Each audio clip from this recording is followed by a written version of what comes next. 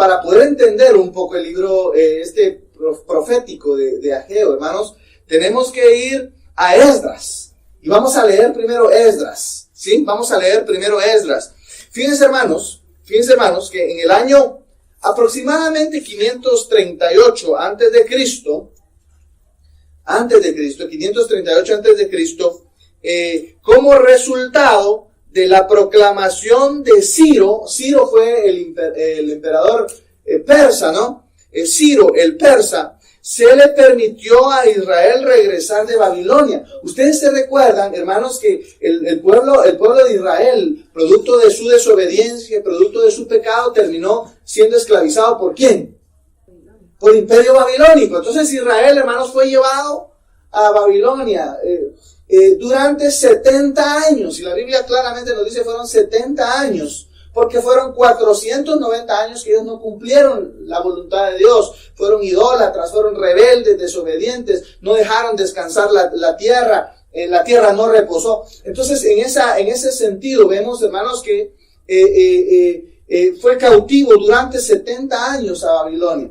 Pero Ageo, hermanos, recuérdense que dentro de los libros proféticos, desde Isaías hasta Malaquías, hermanos, encontramos dos segmentos, digámoslo así, o tres segmentos.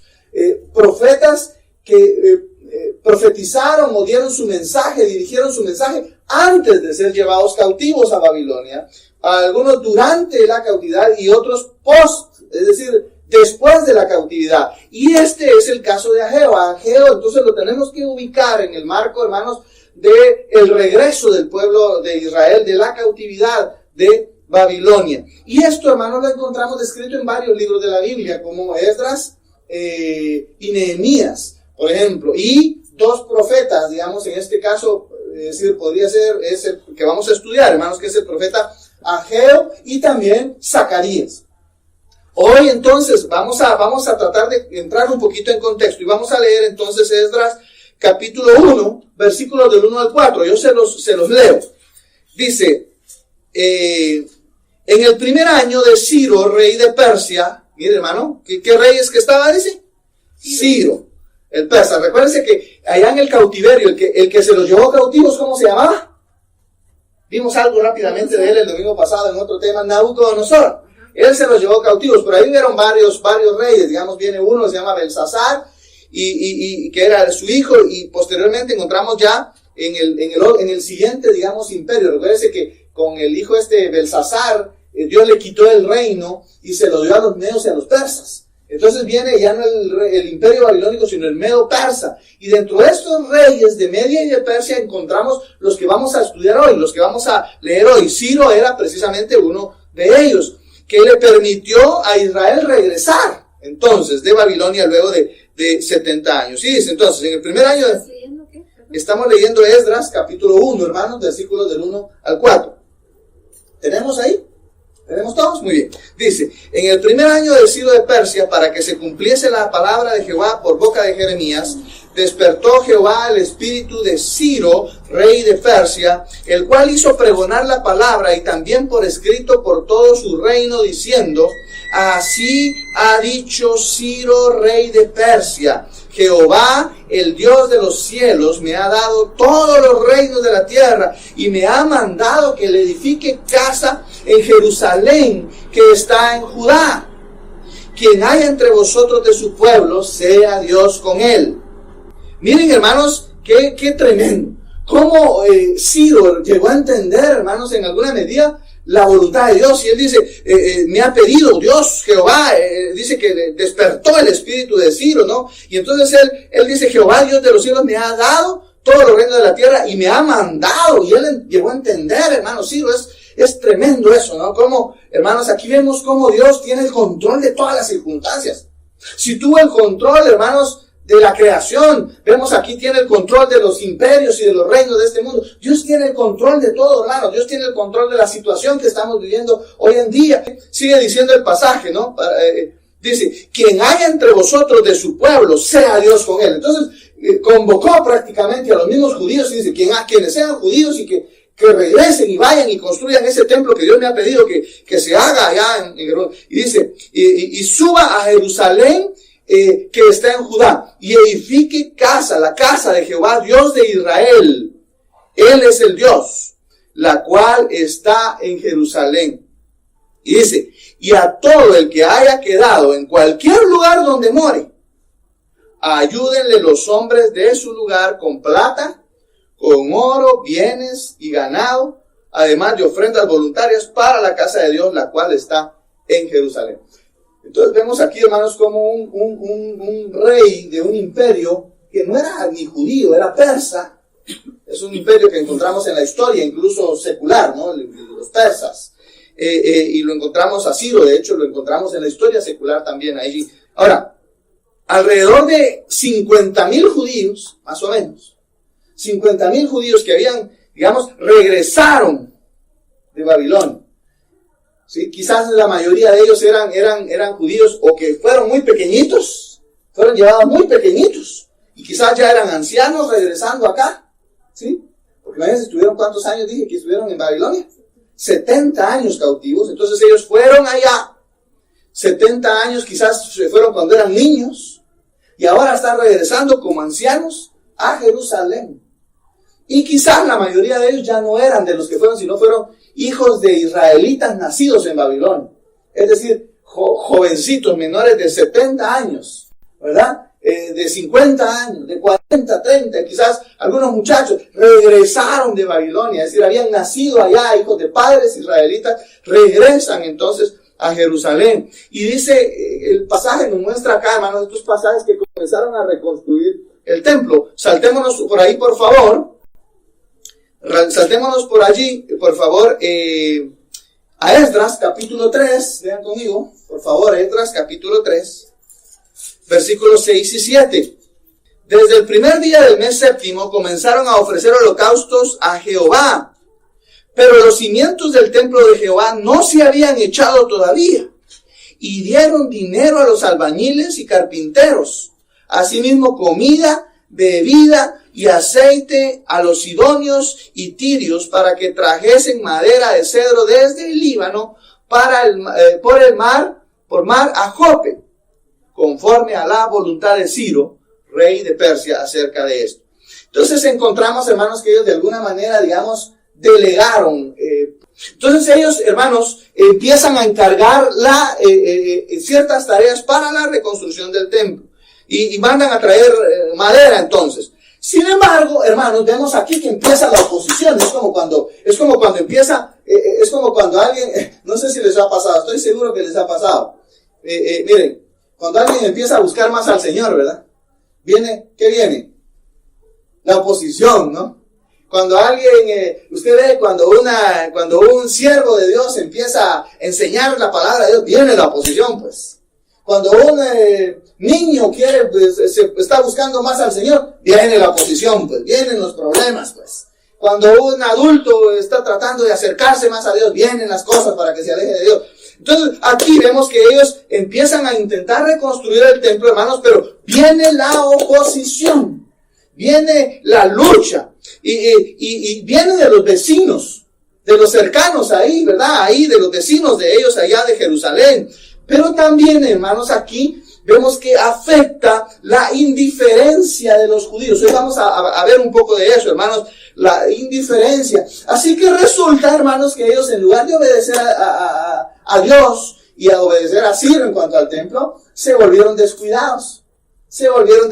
Ellos dejaron prácticamente, digamos, abandonaron la obra de la reconstrucción del templo. Es decir, dieron dinero y ahí que traigan madera y todo, pero se olvidaron de la reconstrucción del templo. Vean conmigo, por favor, vamos a Esdras, capítulo 4. Hacemos una página en nuestra Biblia, por favor. Todos leamos nuestra Biblia. Saque su Biblia ahí, hermano, y léala. Y conmigo, dice Esdras, capítulo 4, versículos 4 al 7. Dice: pero el pueblo de la tierra intimidó al pueblo de Judá y lo atemorizó para que, ¿qué? No edificara. Para que no edificara. 4:4, miren. Para que no edificara.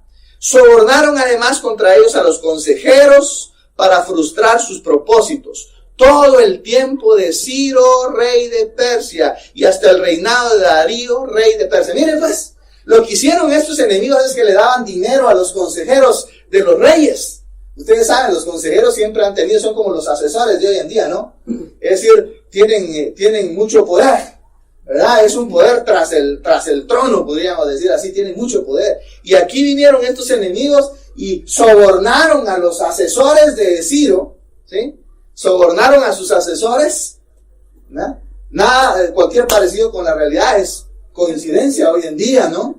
¿Sí? Pero sobornaron a los asesores para que le hablaran mal. Y ustedes pueden leer ahí, si quieren, cuando termine el mensaje, hermanos, pueden leer todo el libro de Esdras y van a ver cómo sobornaron aquí, allá, para poder hablar mal de los judíos. No, que mira, ellos son un pueblo rebelde, si tú los dejas construir, se van a venir en contra de ti, te va a costar. Y puede leer después Nehemías y exactamente la misma situación en la reconstrucción del muro. Pero sigue diciendo, y en el reinado de Asuero, recuérdense que después de Ciro vino otro rey, ¿no? Asuero. ¿Ustedes se recuerdan quién era Asuero, chicos? En la historia. El esposo de Esther. Si usted quiere leer en relación a Asuero, lea el libro de Esther, porque el que gobernaba en ese tiempo era el rey Asuero, que es conocido en la historia secular como Jerjes. Acá dice, en el reinado de Asuero, en el principio de su reinado, escribieron acusaciones contra los habitantes de Judá y de Jerusalén.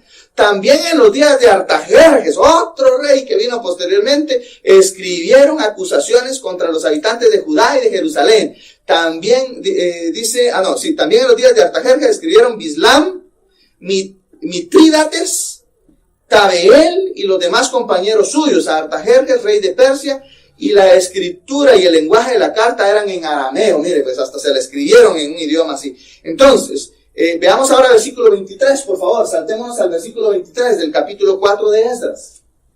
Dice, entonces, cuando la copia de la carta del rey Artajerjes fue leída delante de Rehum y de Simsai, secretario, y sus compañeros, fueron apresuradamente a Jerusalén a los judíos y les hicieron cesar con poder y violencia. Entonces cesó la obra de la casa de Dios que estaba en Jerusalén y quedó suspendida hasta el año segundo del reinado de Darío, rey de Persia. Entonces aquí encontramos toda la historia, ¿no? Cómo Ciro ordena que reconstruyan, ellos hicieron un intento, pero luego empieza la oposición, se retiran de la obra, y aquí también vemos cómo estos, dice el secretario y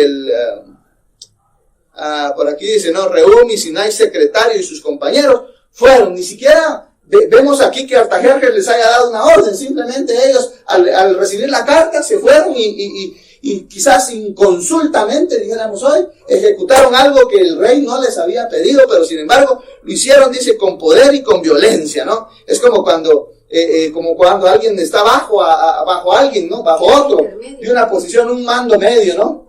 Pero se aprovecha de la cercanía que tiene con el mando alto para dar órdenes que el jefe no ha dado, ¿no? Eso lo vemos, y lo dicen en nombre de él para decir, y el otro cuando le preguntan, él no ha dicho nada, ¿no? Se dan esas mañas hoy también, se dan en el Estado, lo ve uno de manera bastante común. Ahora, 16 años más tarde, hermanos, 16 años más tarde, Ageo y Zacarías fueron comisionados por el Señor para alentar al pueblo y decirle, miren, hey, vamos, necesitamos volver. Ustedes se recuerdan que hubo una orden de Ciro. ¿Qué pasó? Jehová quiere que reconstruyamos el templo. ¿Por qué no lo reconstruimos? Y entonces Jehová, hermanos, utiliza a Ageo y a Zacarías para empezar a motivar al pueblo, hermanos, a alentar al pueblo para continuar la reconstrucción del templo. Esto fue respaldado por Dios. Mire, fue respaldado por Dios y finalmente también fue respaldado por los reyes Asuero, Artajerjes y Darío. Y dice que la reconstrucción empezó, ¿cuándo dice? El segundo año del rey Darío, rey de Persia. Ahora, vea por favor, hermanos, capítulo 6 de Esdras. Vamos, Esdras 6, 11 al 15 dice, también por mí es dada orden que cualquiera que altere este decreto, se le arranque un madero de su casa y alzado sea colgado en él, y su casa sea hecha muladar. Este fue cuando dio la orden de que se reconstruyera. Dijeron, mire, si alguien se va en contra de esto, como quien dice, esta fue una orden ya ya directa, ¿no? Cuando dice nadie se podía meter en la reconstrucción del templo. Entonces cualquiera que se oponga, saquen un palo y cuélguenlo ahí y mátenlo. Como quien dice, ¿no? Y dice, arranque un madero de su casa y alzado sea colgado en él y su casa sea hecha, ¿qué? Un muladar. Esto es un montón de piedras, apedreen, boten todo eso, que se convierta en un muladar.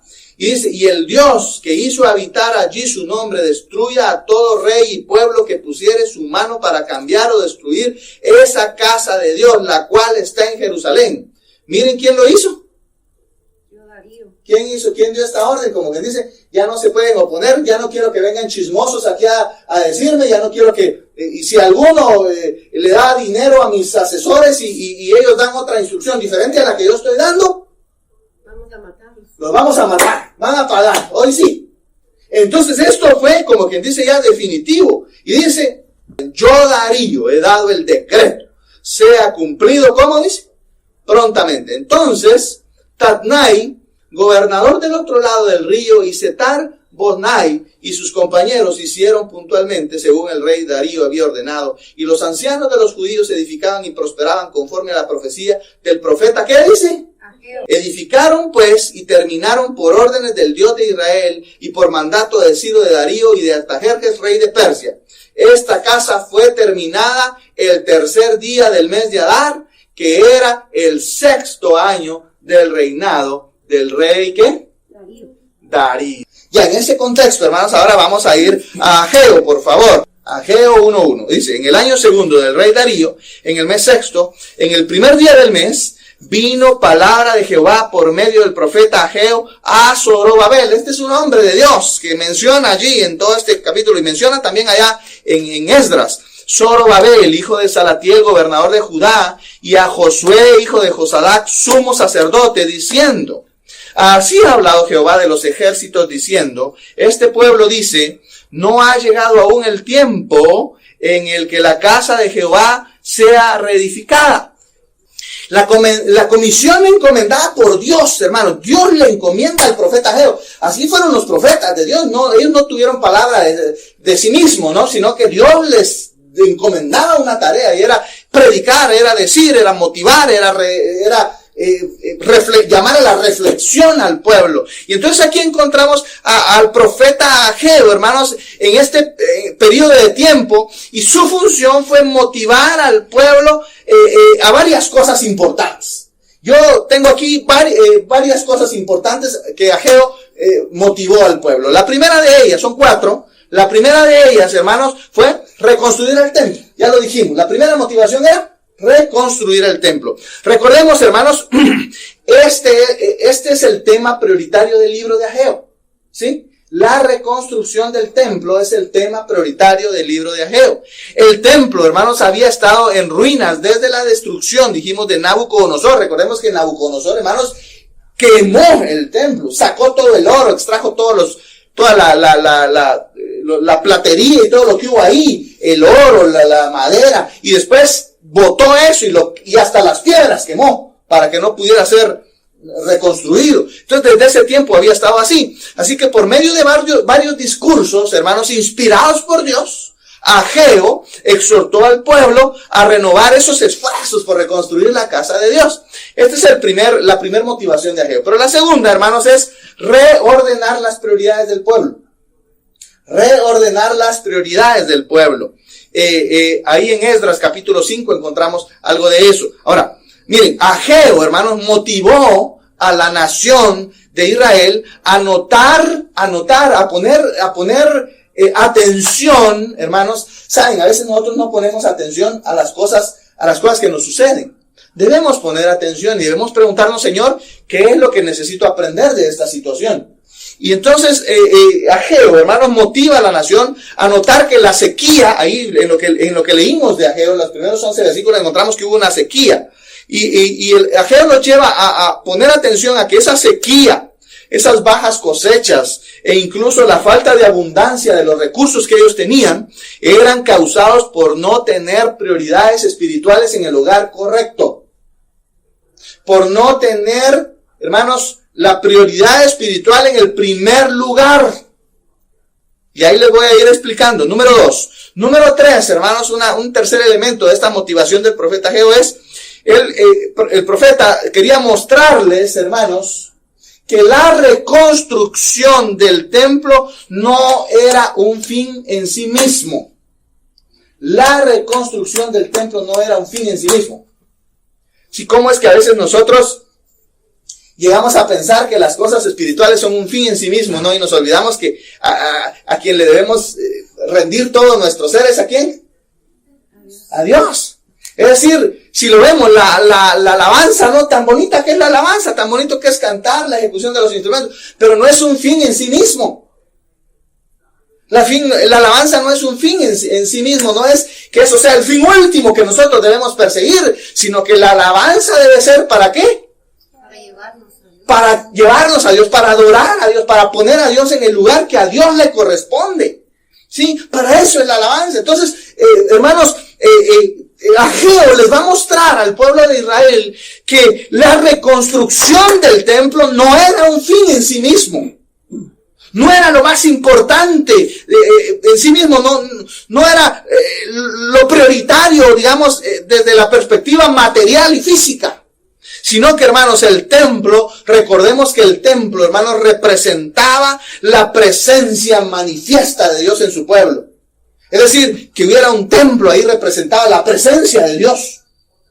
La presencia de Dios en la vida del pueblo de Israel.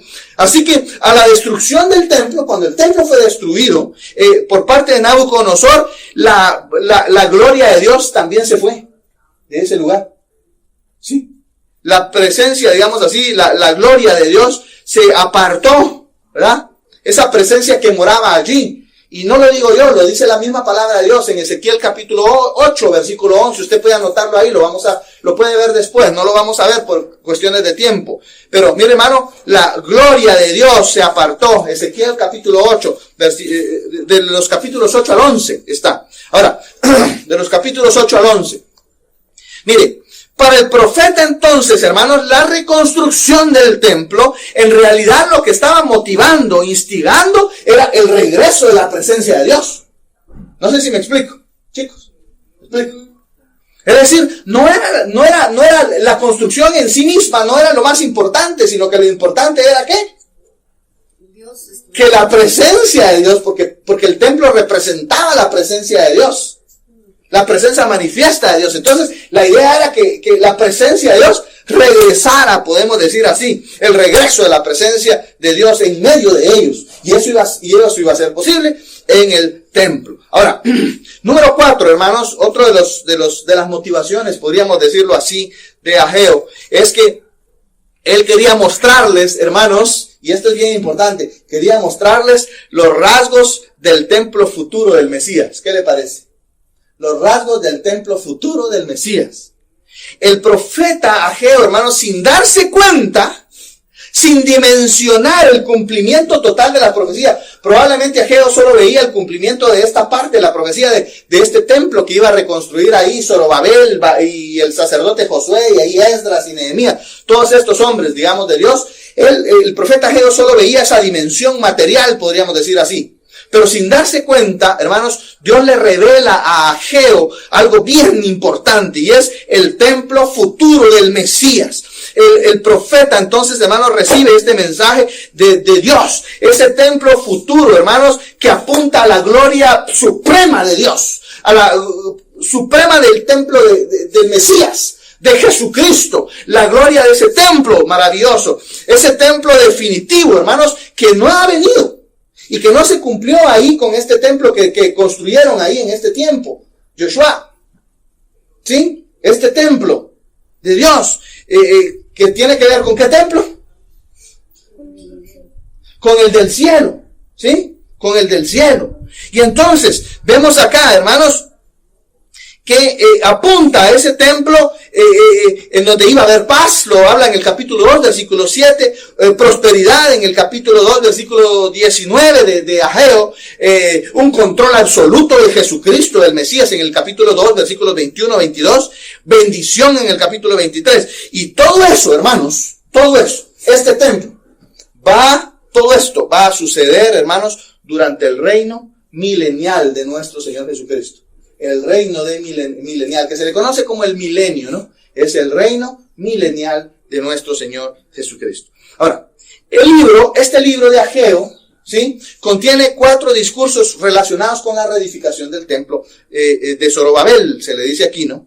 En el primer discurso, Ageo exhorta, hermanos, son 4 discursos. Hoy vamos a ver uno de esos discursos. Y en los siguientes domingos vamos a ver los siguientes 3 discursos de Ageo. Pero hoy vamos a ver el primero. En el primer discurso, Ageo exhorta al pueblo a continuar con la reconstrucción del templo. En el segundo discurso, él consuela a los que habían visto la gloria del templo de Salomón y hoy veían el templo que ellos estaban construyendo como, ay, pobrecito este templo, tan triste, ya no es el mismo de Salomón, el templo grandioso de Salomón, ¿no? Entonces los consuela en ese sentido. En el tercer discurso, hermanos, anuncia la futura bendición de Dios y la gloria de ese templo, pero en el cuarto se dirige a Zorobabel, que fue el que nombró el rey Darío, podríamos decir así, para ir a reconstruir el templo. Este hombre, Zorobabel, hermanos, hijo de David, ¿ya?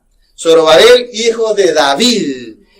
Y le menciona la promesa del futuro reino mesiánico. Ahora, vayamos al primer discurso, mire, que es la parte que leímos de los primeros 11 versículos. El profeta inicia su discurso, hermanos, con un reclamo de parte de Dios. Sí, es un reclamo. Pensemos en un reclamo. Y les dice el versículo 2. Miren lo que dice el versículo 2. Ageo, por favor, 1:2. Dice, así ha hablado Jehová de los ejércitos diciendo, este pueblo dice, no ha llegado aún el tiempo de que la casa de Jehová sea reedificada. Entonces imagínense ustedes, ¿qué era lo que decía el pueblo? Que todavía no es tiempo de reedificar la casa de... Muy bien. Entonces, hermanos, Jehová, ¿y sabe qué es lo interesante? Porque Jehová se refiere, le dice, mire cómo se refiere al pueblo, le dice, este pueblo, dice. No dice mi pueblo. Normalmente cuando Jehová hablaba de Israel, hablaba de mi pueblo, ¿no? Pero aquí le está diciendo, este pueblo. Era una manera, hermanos de Dios, de manifestar su desagrado por la desobediencia y las excusas presentadas por el pueblo para no reedificar la casa del Señor. Ellos estaban presentando excusas para no reedificar la casa del Señor. Así que, mire, yo me imagino que no. Pero no sé si usted se ha topado con personas que en lugar de resolver un problema, le presentan un sinfín de excusas por las cuales no pudieron resolver. Usted le dice, mira, ayúdame a resolver este problema. Es que no se puede por esto. Usted le está pidiendo resolver un problema. Pequeño problema, y le presentan 20 excusas para decir por las cuales no se puede resolver ese problema. Yo no sé si ustedes se han topado con gente así, o tal vez solo yo, ¿no? Tal vez solo yo, ¿verdad? Pero miren, en el caso de Israel, hermanos, incluso estaba presentando una excusa muy espiritual. Y ojo, hermanos, porque mire, tenemos que analizar hacia adentro, ¿saben? Yo he oído muchas veces esta excusa que suena muy espiritual, esta excusa, ¿sí? Muy espiritual, oigan. Miren, Israel dice, ¿saben qué dice Israel? Aún no es el tiempo de Dios, dice. Así decía Israel. Aún no es el tiempo de Dios. Qué elegante y espiritual se escuchaba la excusa del pueblo de Israel para no reconstruir el templo, ¿no? Es que no reconstruimos el templo porque no es el tiempo, creo que no es el tiempo de Dios todavía, ¿no? Qué elegante se veía, ¿verdad? Qué espiritual. Ay, sí, están tan sometidos a la voluntad de Dios que han llegado a entender ellos que no es el tiempo de Dios. Cualquiera diría ante estas situaciones, hermanos, que ante las dificultades, de plano no es el tiempo de Dios, ¿no? No es la voluntad de Dios. A veces... mejor no. Sí, a veces solo vemos algunas pequeñas dificultades, ¿no? No es la voluntad de Dios, ¿no? ¿Ya se imaginan ustedes, hermanos? Mire, de verdad hemos tenido de todo tipo de dificultades para poder estar presentándonos a ustedes cada domingo. ¿De verdad? Cada domingo es diferente. Cada domingo. Pero ahora imagínense que nosotros nos pusiéramos en el plano y dijéramos, ya ha habido tanta dificultad que de plano no es la voluntad de Dios que salgamos. ¿Qué les parecería? ¿Estaríamos en lo correcto o no estaríamos en lo correcto? Eso viene de Dios. De plano Dios nos lo está impidiendo. Dios no quiere que le prediquemos a los hermanos. Pero si Él ya nos dijo que debemos ir por todo el mundo y predicar el Evangelio, no podemos ponernos en un plano, hermano, de decir, es que no es la voluntad de Dios. Hay tanta dificultad que se nos ha planteado que fíjese que no es la voluntad de Dios, fíjese. A veces nos ponemos en ese plano, ¿no? Ay, de plano todas estas cosas que nos están obstruyendo es porque de plano no es la voluntad de Dios, fíjese. Así nos ponemos a veces en el servicio a Dios, ¿no? Sin embargo, hermanos, es importante. Mire, a los hombres podemos engañar y hasta parecer que somos muy espirituales, ¿no? Hoy, si no es la voluntad de Dios aún que hagamos esto, ¿no? Pero ¿sabe? A Dios no le podemos engañar. Así que la manera como ellos habían racionalizado su comportamiento es descubierta por Dios. Aquí en este pasaje a través del profeta Ageo, es descubierta por Dios. Sus verdaderas intenciones por las cuales habían dejado de construir el templo son puestas en evidencia acá. Las verdaderas razones son puestas en evidencia acá. Mire qué dice, por favor, el versículo 3. La palabra del Señor viene, hermanos, al pueblo a través del profeta Ageo y les dice, es tiempo de que ustedes vivan en casas lujosas y el templo esté en ruinas. ¿Cuál sería la respuesta lógica? ¿Será que es justo que nosotros vivamos en la opulencia y en la elegancia y el templo de Dios esté en ruinas? ¿Y saben qué? No era el templo en sí mismo, hermanos. No era el templo por sí mismo. Era lo que había en el corazón, lo que manifestaba, hermanos, el corazón. Se ponía en evidencia lo que había en el corazón del pueblo de Israel. Ellos estaban preocupados por su vida, por su materialismo, por tener ellos los suficientes elementos para vivir cómodamente, pero habían dejado realmente a Dios en su corazón. La prioridad había sido dejada de lado. Ellos habían satisfecho la totalidad de sus propias necesidades de vivienda, tenían casas cómodas, bien construidas. De hecho, habían pasado 15 años construyendo esas sus casas. Pero sin embargo, hermanos, habían abandonado la construcción del templo. ¿Saben?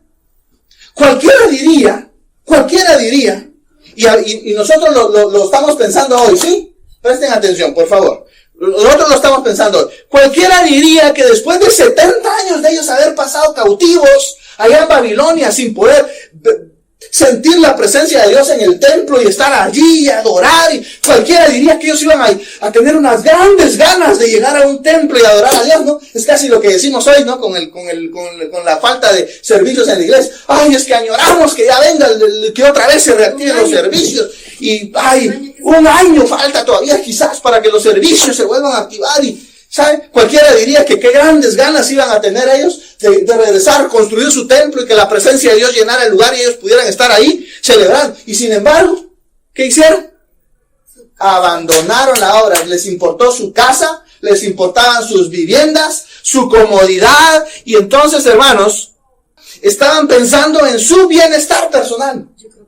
Podemos descubrir aquí, hermanos, la naturaleza egoísta del ser humano. Podemos descubrir aquí la naturaleza egoísta del ser humano. Y entonces Dios, hermanos, levanta al profeta Ageo y les revela lo que era importante para Dios y que ellos habían dejado de lado, lo que era importante para Dios. Mire, hermano, suele pasar muchas veces en la obra de Dios, ¿sí? Y ojalá no pase con los cristianos después de la crisis que el mundo está viviendo hoy en día. Ojalá no pase con nosotros, hermanos, que pase en otro lado, pero no con nosotros. Nos comprometemos con Dios, ¿sabe? Estamos en crisis. Ay, no, Señor, cuando esto vuelva a la normalidad, yo te voy a servir. Cuando esto vuelva a la normalidad, yo de verdad, ahí sí voy a servir en la iglesia de una u de otra manera, ¿no? ¿Sí? Nos comprometemos con Dios. Pero una vez pasa la crisis, ¿qué cree que pasa?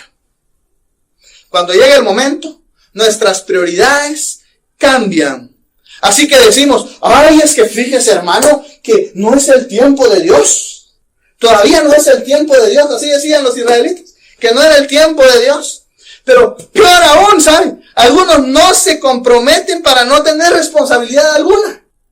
Ni siquiera se comprometen hoy con Dios para no tener responsabilidad alguna, porque ya saben que lo que quieren es que cuando esto termine, volver a su vida de siempre. Y eso es lo que están añorando muchos, volver a su vida de siempre. En lugar de hacer una reflexión y preguntarle, Señor, personal, individual, cada quien, no podemos generalizar, lo decíamos el domingo pasado. Señor, ¿qué quieres que mejore hoy en mi vida? Ahora, es interesante, hermanos, porque en medio de la precariedad del entorno por la esclavitud, recuerden que ellos venían de la esclavitud, ¿cierto? Entonces, cuando alguien viene de la esclavitud, ¿cómo creen que viene? ¿Será que viene con riqueza en la mano, viene con oro y viene con... ¿Cómo vendrían ellos, no? ¿Sí? En medio de la precariedad, la esclavitud o post-esclavitud, habían construido casas lujosas, dice el pasaje, ¿no? Lo dicen algunas versiones, casas lujosas. Y no habían puesto excusas, ¿no? Ahí no habían excusas, ellos no habían puesto excusas para, no, mejor voy a construir una mi covachita porque, pues no es el tiempo de Dios que yo tenga una casa lujosa, ¿no? ¿Sí? No habían puesto excusas, ¿sí? A pesar de la escasez, sin embargo, hermanos, para las cosas de Dios sí que tenían muchas excusas. ¿Sabe? A veces, hermanos, se interpreta que porque algo es duro, algo es difícil, porque nos va a costar esfuerzo, porque nos va a costar tiempo, porque nos va a costar recursos, entonces no puede ser la expresión de la voluntad de Dios. Está tan difícil, es tan costoso y tan caro que de plano todavía no es la voluntad de Dios, decimos, ¿no? ¿Sabe? Con toda seguridad, hermano, algo sí sé decirle a través de lo que hemos aprendido y estamos aprendiendo del profeta Ageo. Algo sí puedo decirle, hermanos, con toda tranquilidad y con toda seguridad. Y es que esa no es la forma de interpretar la voluntad de Dios para nosotros.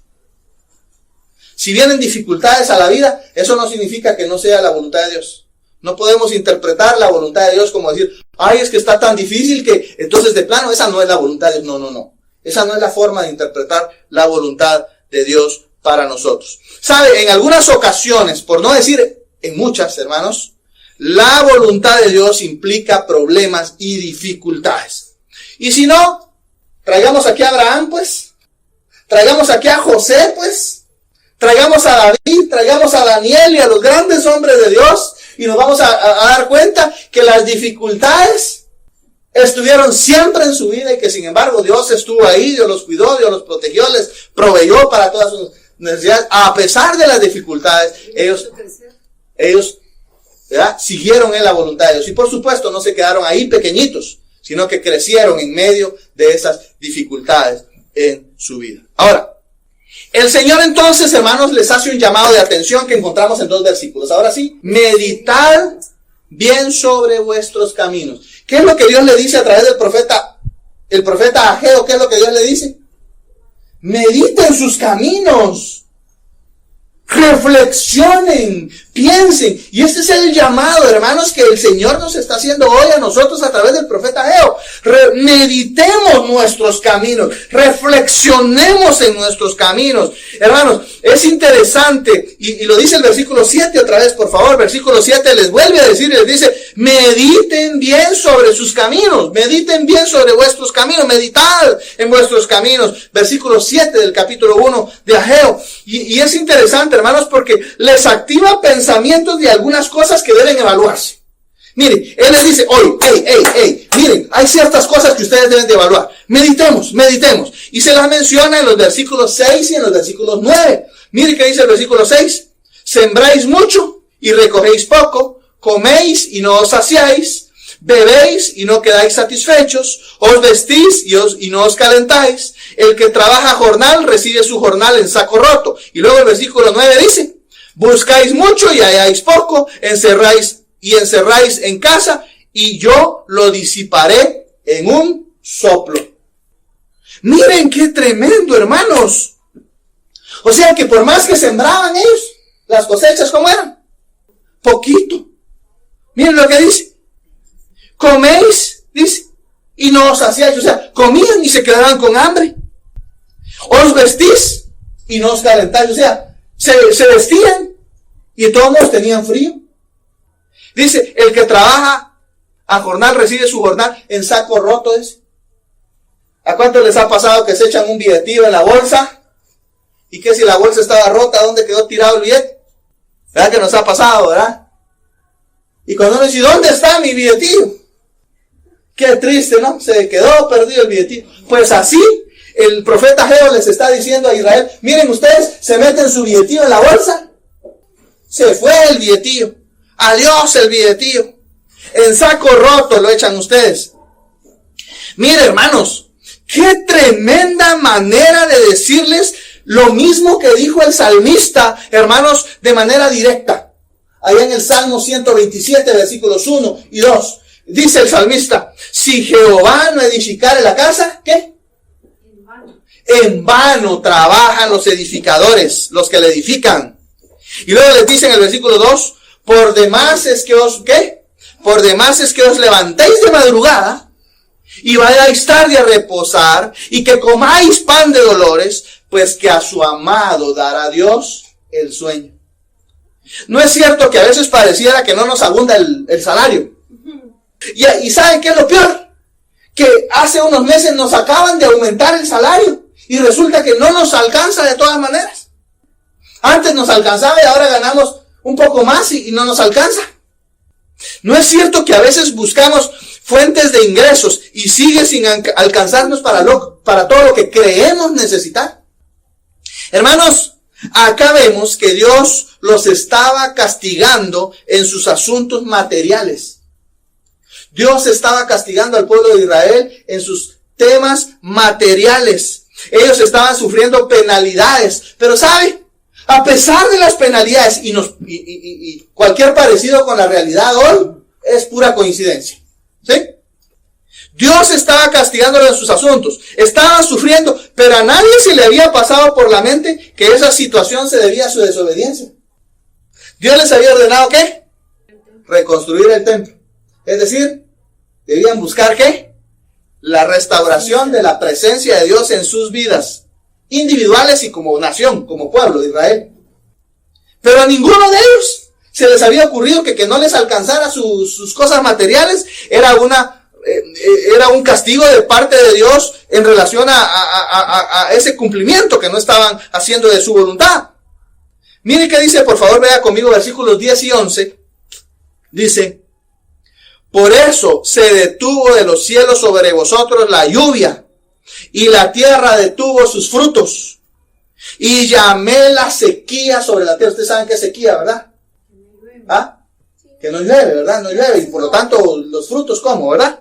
Llamé la sequía sobre esta tierra, dice, y sobre los montes, sobre el trigo, sobre el vino, sobre el aceite, sobre todo lo que la tierra produce, sobre los hombres y sobre las bestias, y sobre todo trabajo de manos. Mire pues, dice que Dios fue el que había llamado, ¿qué? La sequía sobre la tierra.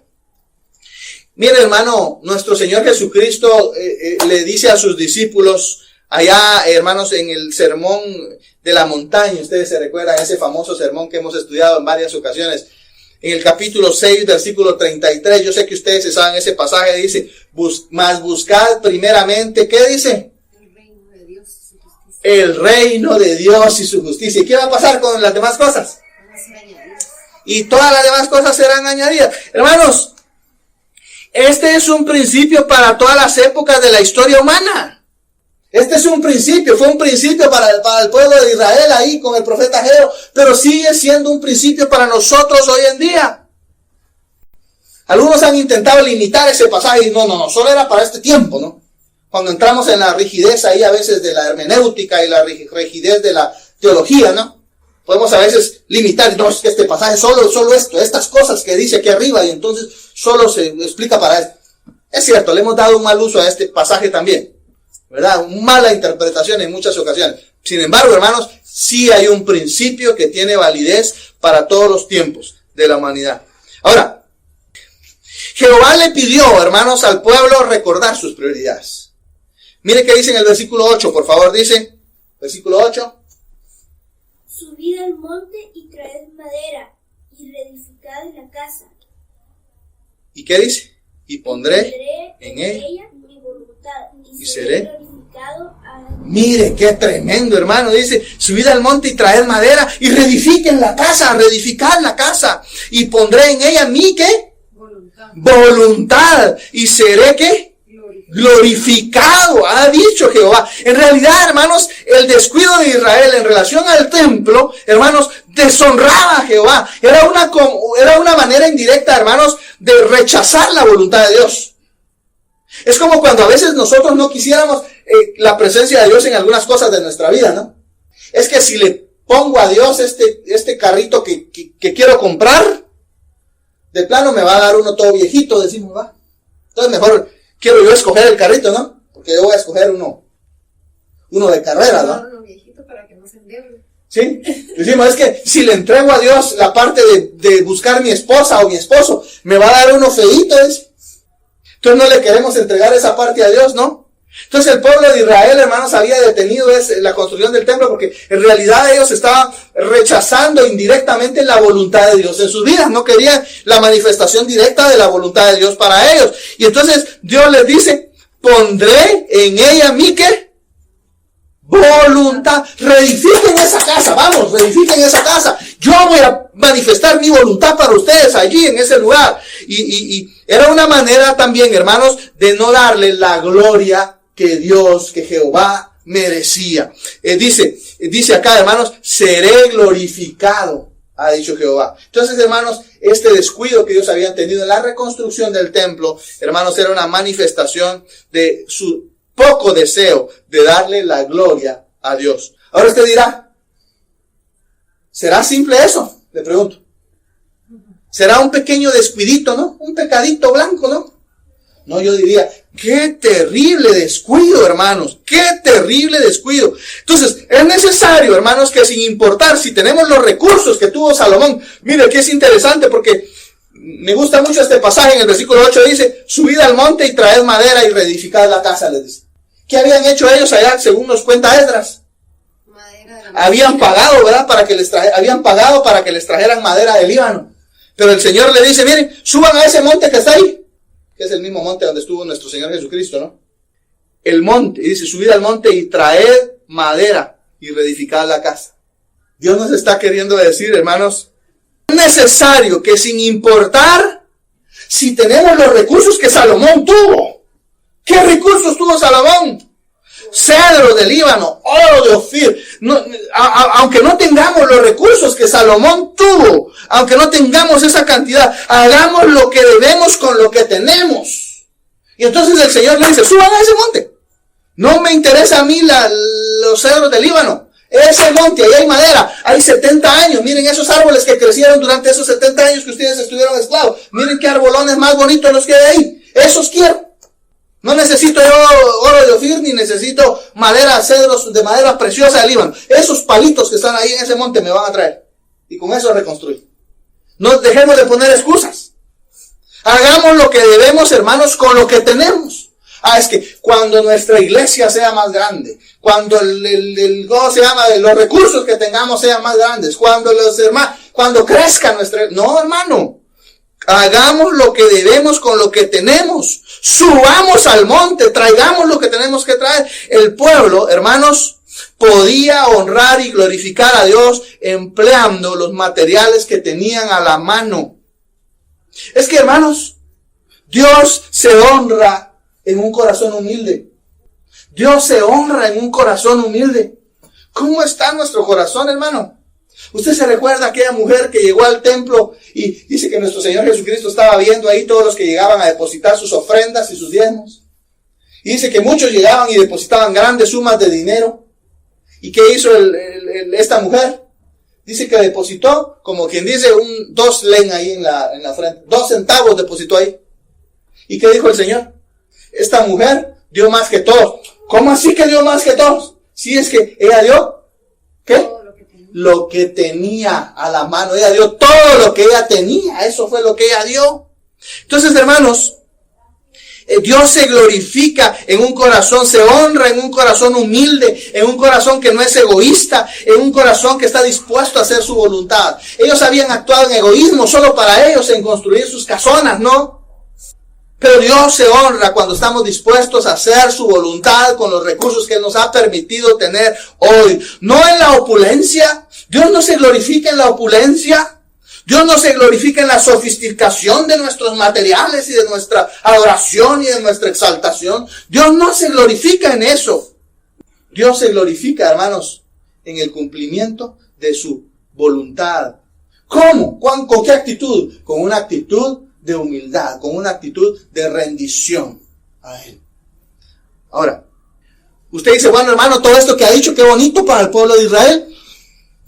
Ahora lo vamos a tratar de aplicar, hermanos. Y con esto vamos a concluir con 2 aplicaciones. La primera, yo sé que ustedes ya las fueron pescando, ¿sí o no? El pueblo de Israel, hermanos, había visto la bendición y el poder de Dios sobre ellos. Porque miren, Dios les permitió regresar de la esclavitud, hermanos, les permitió regresar del exilio. Y todo esto de que los mismos reyes se pusieran de acuerdo y dieran orden de que ellos se fueran y reconstruyeran el templo, no venía del corazón bueno de los reyes como Ciro. Si ellos eran asesinos, pero Dios había puesto en su corazón, hermanos, que ellos pudieran regresar. Entonces ellos habían visto la bendición y el poder de Dios. No obstante, hermanos, les fue fácil interpretar las condiciones difíciles como una negativa de parte de Dios para hacer lo que ellos debían, para construir el templo. Entonces de esto, hermanos, podemos aprender que no podemos interpretar las dificultades como una negativa de parte de Dios. Ay, es que tengo esta dificultad de plano. No es la voluntad de Dios aún, no. No podemos interpretar las dificultades como una negativa de parte de Dios para hacer lo que debemos hacer. Esa no es la forma correcta de interpretar la palabra de Dios, la voluntad de Dios. Entonces haríamos muy bien, hermanos, en dejar de poner excusas para lo que nos corresponde hacer. Ah, es que fíjese que no tengo culto familiar porque es que viera que mis hijos son bien rebeldes. ¿Qué nos pide el Señor? ¿Qué nos pide el Señor? Nos pide que escudriñemos su palabra porque en ellas, ¿qué? Ellas está la vida eterna y ellas son las que dan testimonio de Él. Nos ordena ir por todo el mundo a predicar el evangelio. ¿Pero dónde debemos de empezar? En la casa. ¿Cuál es nuestra primer misión que debemos cumplir? Nuestra familia, ¿verdad? Nuestra casa. El Señor no lo pide. No, es que aún no es la voluntad de Dios que lo hagamos, dice. Pero, por favor, hermano. Por favor. No podemos interpretar la voluntad de Dios. Entonces vamos a hacer muy bien, hermanos, cuando en lugar de poner excusas para hacer lo que nos corresponde, vamos y obedecemos, hermanos, a Dios. Y especialmente, y aquí le voy a poner una aplicación muy bonita, hermanos, especialmente en lo que respecta a la restauración del templo. El Señor le manda al pueblo de Israel y le dice, restauren el templo. ¿Y qué nos dice el Nuevo Testamento? ¿Qué es el templo? Nuestro cuerpo es el templo. ¿Ah? Nosotros somos templo del Espíritu Santo, ¿cierto? Usted, hermano, su cuerpo es templo del Espíritu Santo. De los que estamos aquí, nuestra vida, nuestro cuerpo es templo del Espíritu Santo. Y hoy en este tiempo, hermanos, Dios nos está llamando a través del profeta Ageo a restaurar el templo. A restaurar nuestro templo. Hoy no podemos poner excusas de que como la iglesia no está abierta, hermano, entonces yo por eso hoy me estoy volviendo mundano, fíjese. No. No podemos poner excusas, hermanos. No podemos poner excusas hoy. Es que no podemos servir a Dios. Vamos a servirlo cuando se reabra el templo. No podemos. No podemos, hermanos. No podemos poner excusa. Es que fíjense que yo hoy dejé de crecer espiritualmente porque es que como ya no estamos allá en la iglesia recibiendo los mensajes tan lindos, ¿no? No podemos poner eso excusa, hermanos. Por el contrario, hoy el Señor nos está haciendo un llamado a restaurar nuestro templo, nuestra vida. Ahora tenemos, hermanos, una inmejorable oportunidad de restaurar nuestro templo. Estamos saliendo de la esclavitud, venimos del exilio de Babilonia, de la esclavitud de Babilonia. Ahí en nuestra Babilonia, en donde hemos estado sumidos en la esclavitud del trabajo, de una jornada de trabajo, de un horario, esclavos del tráfico, esclavos de cuántas circunstancias, hermanos, ahí, del materialismo, de la rutina, esclavos del estrés, de la sofisticación debido a esos estándares de prosperidad material que nos hemos autoimpuesto en las sociedades capitalistas de hoy en día. Hermanos, necesitamos atender el llamado que hoy Dios nos hace para reconstruir nuestro templo, nuestra vida. Volver a lo sencillo, hermanos. Miren los materiales que Dios le dijo, usen la madera que está allá, volver a lo sencillo. Necesitamos volver a lo sencillo, dejar esa vida tan falsa y vana del materialismo. Y debemos darle prioridad a nuestra adoración en espíritu y en verdad. Debemos de darle prioridad a la voluntad de Dios en nuestra vida, a la adoración que a Dios le corresponde. Debemos darle prioridad hoy en este tiempo. Necesitamos reconstruir nuestra vida espiritual. Dejemos de poner excusas. Es que no es el tiempo de Dios. Claro que es el tiempo de Dios. Claro que es el tiempo de reconstruir el templo. Claro que es el tiempo de reconstruir el templo. ¿Cuándo no ha sido, hermanos, el tiempo de Dios para que su adoración sea restaurada en cada cristiano? ¿Cuándo no ha sido el tiempo? ¿Cuándo no ha sido el tiempo, hermanos, de Dios para que nuestro servicio a Dios se active verdadera y real en espíritu y en verdad? ¿Cuándo no ha sido el tiempo de Dios? La segunda aplicación y última. Los israelitas, fíjese, hermano, ellos estaban enfocados en construir sus propias casas, ¿verdad? Sus propias casas, en lugar de construir la casa de Dios. En el versículo 9 lo vemos, de Ageo 1, 9, ¿no? Estaban trabajando arduamente para construir sus propias casas, construir su propia comodidad, vivir en comodidad, como si fuera el fin último de sus vidas. ¿Sabe? A veces trabajamos toda la vida para construir una comodidad, hermanos, y terminamos viejitos y partimos. Y adivinen, ahí sí, como dice el dicho, nadie sabe para qué. Pasamos toda nuestra vida dejando de lado la prioridad del Señor para construir una comodidad para nosotros. Y finalmente nos fuimos y no hicimos tesoros en el cielo, como dice nuestro Señor Jesucristo, donde ni la polilla ni el orín corrompen.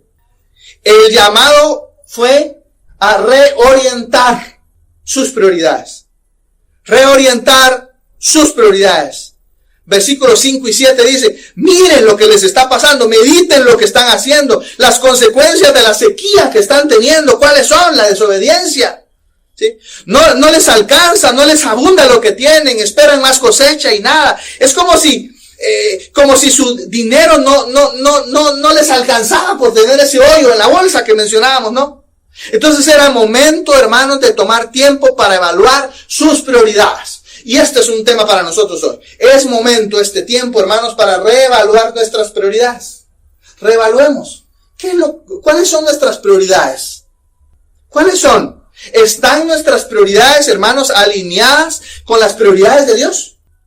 Porque si nuestra única meta es lo material y en lo espiritual, lo único que anhelamos es regresar a la iglesia cuando esto pase para seguir en una condición de inactividad, en una condición de rodillas paralizadas, en realidad, hermanos, no tenemos una meta espiritual. Quizás nos asemejamos al pueblo de Israel. Entonces tenemos que preguntarnos, ¿es el reino de Dios lo más importante en mi vida?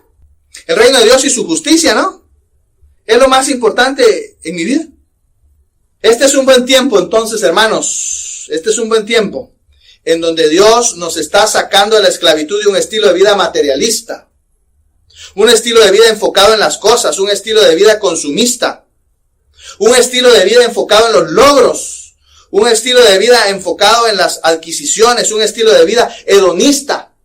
Y saben, incluso un estilo de vida en donde el conocimiento se ha convertido en un fin en sí mismo, ¿sabes? Ya el conocimiento no es el medio para el fin, ¿no? ¿Sabe? Algunos estudian solo porque quieren saber más. Cuando que si uno estudia es porque lo que quiere uno es poder aplicar eso y poder tener un pan para comer, ¿o no? Pero algunos se quedan solo en el área del conocimiento, quieren seguir creciendo en conocimiento y cada vez conocimiento y conocimiento. ¿Y cuándo van a empezar a trabajar? A aplicar lo que están aprendiendo en su conocimiento. Entonces el conocimiento se convirtió en un fin y no en el medio para alcanzar el fin. Hoy, hermanos, Dios nos habla a través de Ageo a reconstruirnos a nosotros mismos, sin tantas complicaciones, sin tantos materiales exóticos, sin materiales que apuntan a nosotros o a la grandeza del ser humano. Él desea que rindamos nuestra voluntad y le entreguemos nuestras prioridades, Él desea ser nuestra prioridad. El Señor quiere ser nuestra prioridad. Entonces la pregunta que nos debemos hacer, ¿estamos dispuestos a hacer del Señor nuestra prioridad principal número 1?